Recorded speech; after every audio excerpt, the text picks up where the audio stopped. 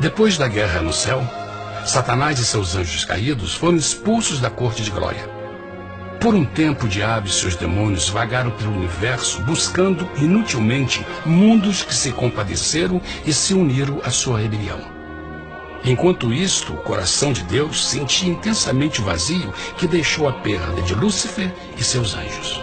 Então o Pai, o Filho e o Espírito Santo retomaram o seu trabalho favorito, o maravilhoso trabalho da criação.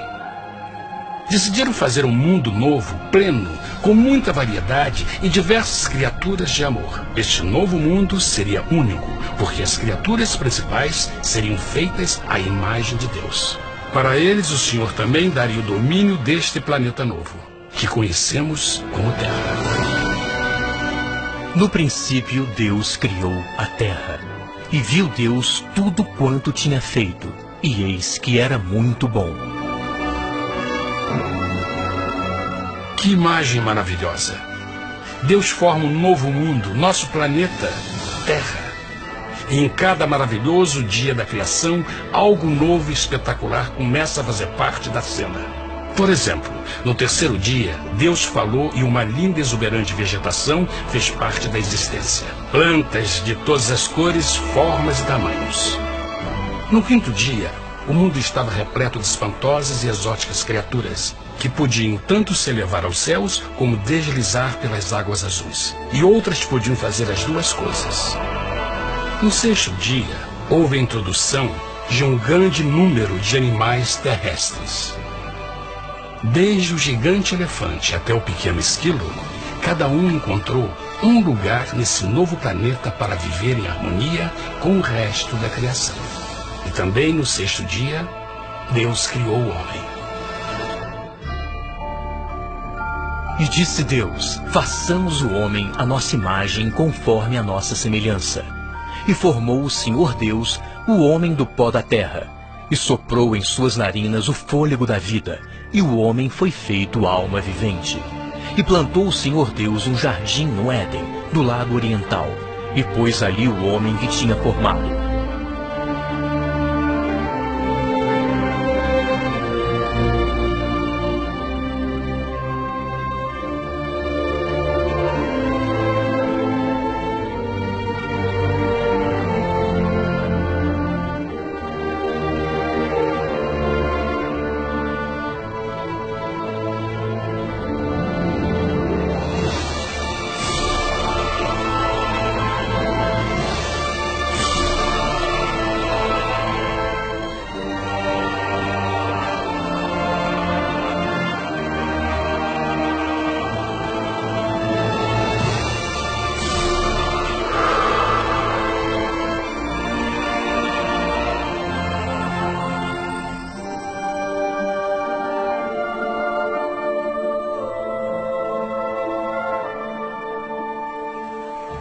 Mas que grande honra ser criado à semelhança de Deus, ser um indivíduo com liberdade de pensamento.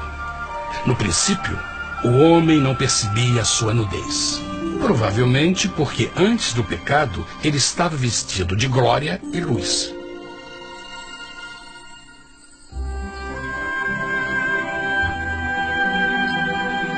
Deus também criou a companheira perfeita para Adão, sua bela esposa Eva.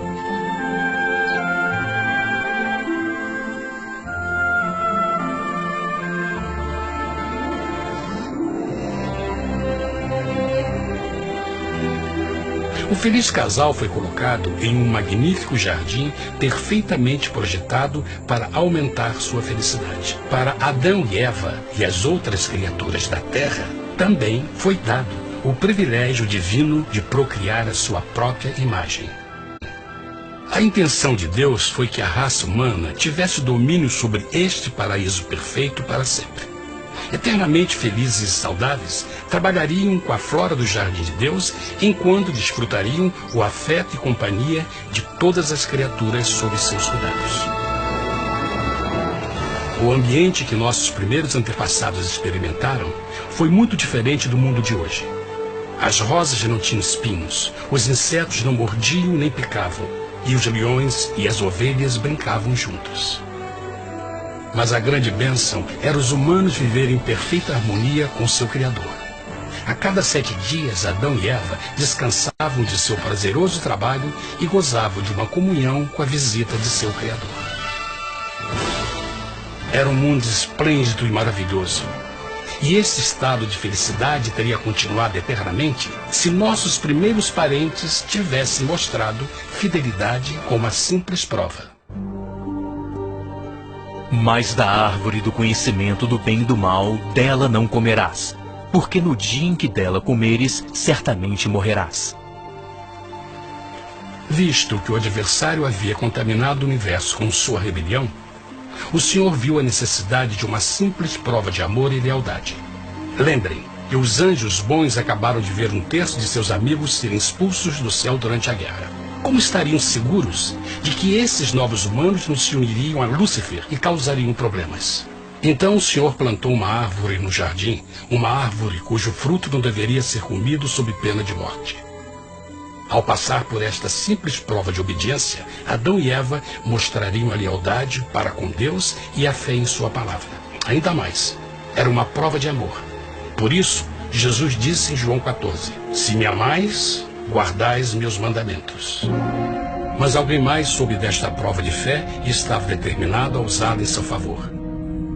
Satanás estava com inveja dos humanos que desfrutavam da bendita vida que ele perdeu.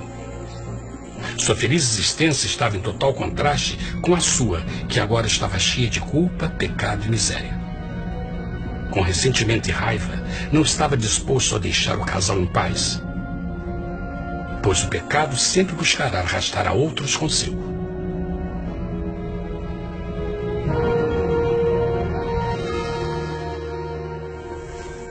Então um dia, quando Eva estava concentrada em seu agradável trabalho, se viu sozinha e muito perto da árvore proibida.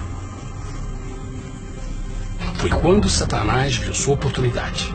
Através de uma serpente hipnotizante, o anjo caído chamou Eva até a árvore e a envolveu em uma conversação.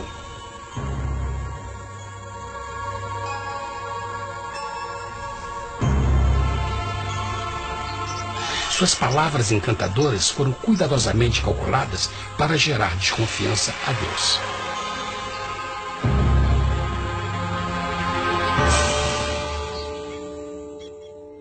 A serpente replicou à mulher, de modo algum morrereis.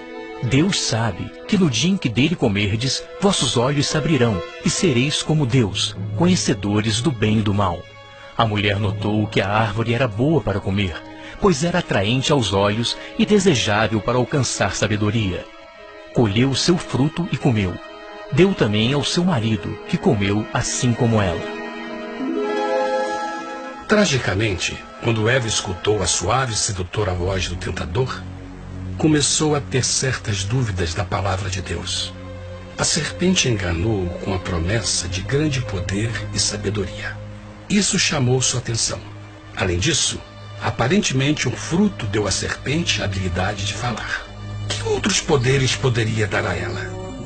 E mesmo tendo acabado de conhecer a serpente, ela confiou em sua palavra acima da de Deus, quem a criou, e lhe deu um paraíso para viver. Então Eva comeu o fruto proibido e convenceu seu esposo a fazer o mesmo.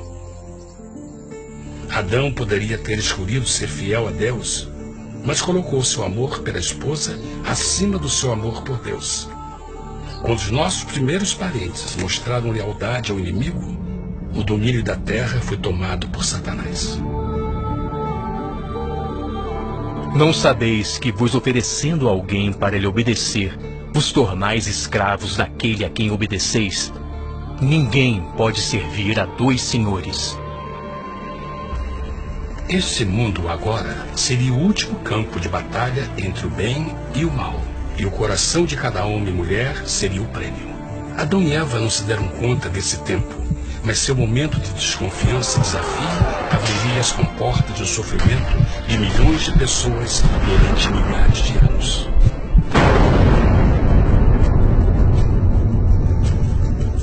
Portanto, como o pecado entrou no mundo por um homem, e por ele a morte, e assim a morte transmitiu-se a todos os homens naquele em quem todos pecaram. Nossos primeiros parentes logo enfrentaram o terrível resultado de seu pecado. Em estado santo, Adão e Eva resplandeciam com túnicas de glória. Depois de pecarem, suas túnicas naturais de luz se desfizeram e eles ficaram mortificados com a sensação de sua nudez. Vergonha e temor tomaram lugar de sua alegria e paz e trataram de cobrir sua nudez com folhas. Agora eles se encontravam sob constante influência do diabo. Ao ceder à tentação, debilitaram sua natureza.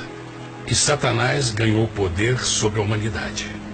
As pessoas não podiam resistir às tentações do diabo com sua própria força. Por último, e o mais aterrador, se encontravam vivendo sob a pena de morte iminente. Deus havia advertido que a desobediência traria a morte. Já tinha experimentado a morte espiritual. Quanto tempo passaria para sofrerem a morte física também? Nesse ponto, seu futuro não tinha nada mais que escuridão e desespero. Tendo expulsado o homem, colocou diante do jardim do Éden os querubins com o cintilar da espada flamejante, para guardar o caminho da árvore da vida.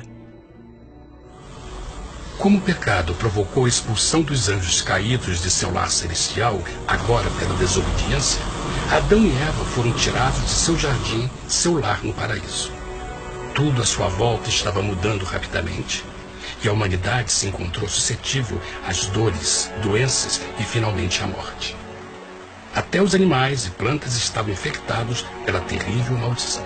Os espinhos e cardos agora pareciam árvores e flores, e os animais que antes eram gentis começaram a se matar e a devorar uns aos outros.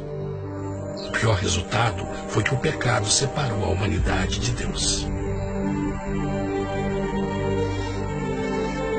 Mas vossas iniquidades cavaram um abismo entre vós e vosso Deus.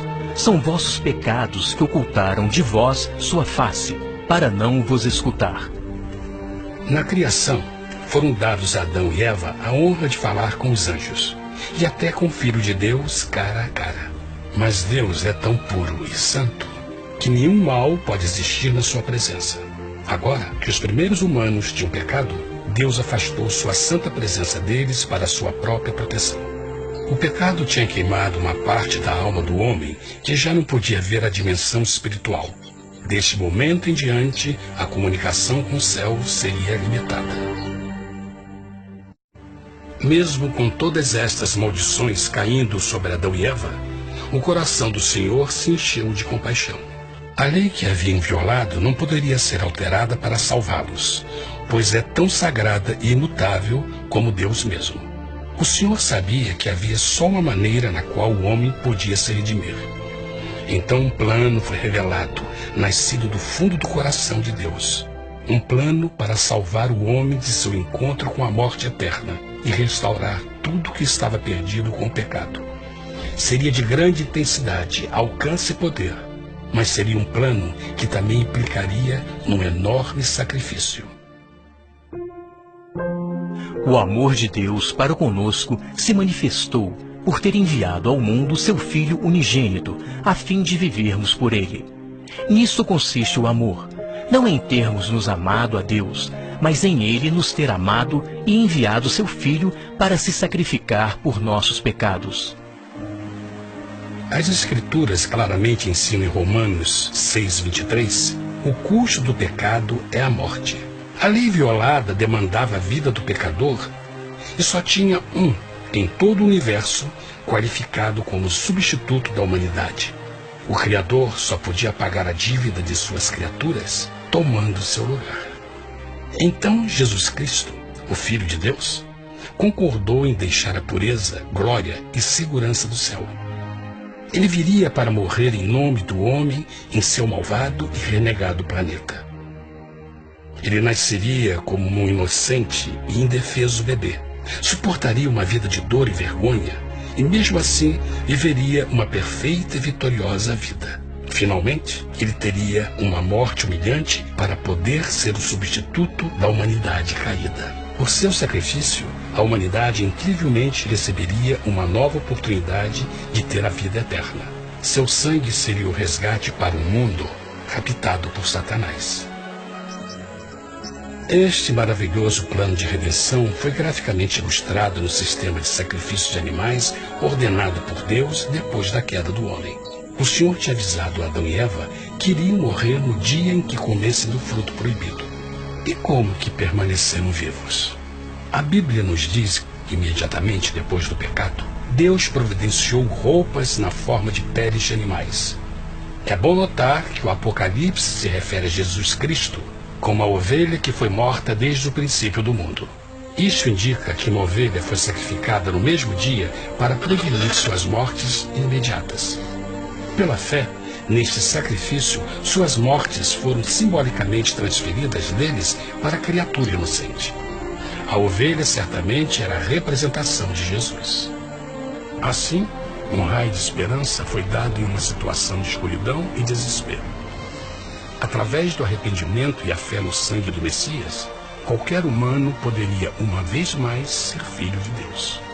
Mas mesmo com este grande plano para a humanidade, Satanás ainda tinha o domínio da terra. E a vida na terra não estava fácil. No mundo haveis de ter aflição, mas coragem, pois eu venci o mundo. Naturalmente, muitos se perguntam, como um Deus amoroso e poderoso permite dores e sofrimentos no nosso mundo atual? Mas está claro desde o Gênesis que Deus nunca quis que nós tivéssemos o conhecimento da dor dessa vida.